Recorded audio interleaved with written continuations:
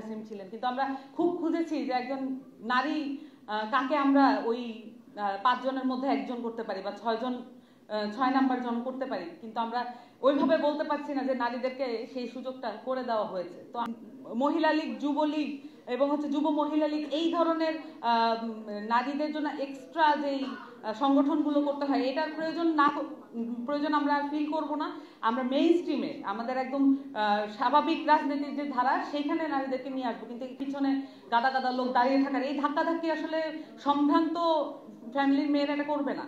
সম্ভ্রান্ত ফ্যামিলির মেয়েদেরকে যদি আপনারা রাজনীতিতে দেখতে চান এবং নারীদেরকে যদি দেখতে চান সেই তাদের এম্পাওয়ারমেন্টের জায়গায়, তাহলে অবশ্যই আমাদের রাজনৈতিক সংস্কৃতি পরিবর্তন করতে হবে।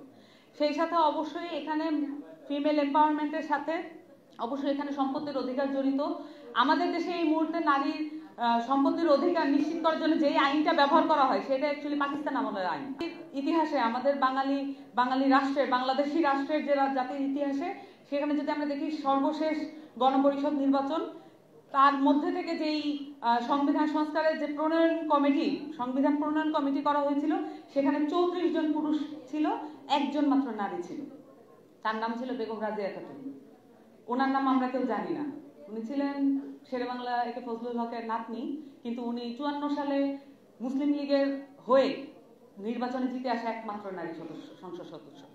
তো এই যে নারীদেরকে যারা এসেছিলেন, তাদেরকেও যে আমরা ভুলতে বসেছি, তাদের নামও যে আমরা উচ্চারণ করছি না, এটা আমাদের জন্য পরবর্তীতে আর ভবিষ্যতের জন্য ভালো না। আমাদেরকে ইতিহাস থেকে নারীদেরকে তুলে আনতে হবে, আমাদেরকে প্রীতিলতাদেরকে মনে করতে হবে, আমাদেরকে ইলা মিত্রদের মনে করতে হবে, আমাদের রাবেয়া বসরিনকেও মনে করতে হবে, এবং আমাদের যারা নারী নেতৃত্ব ছিলেন বিভিন্ন সেক্টরে, তাদের নিয়ে কথা বলতে হবে, চর্চা করতে হবে।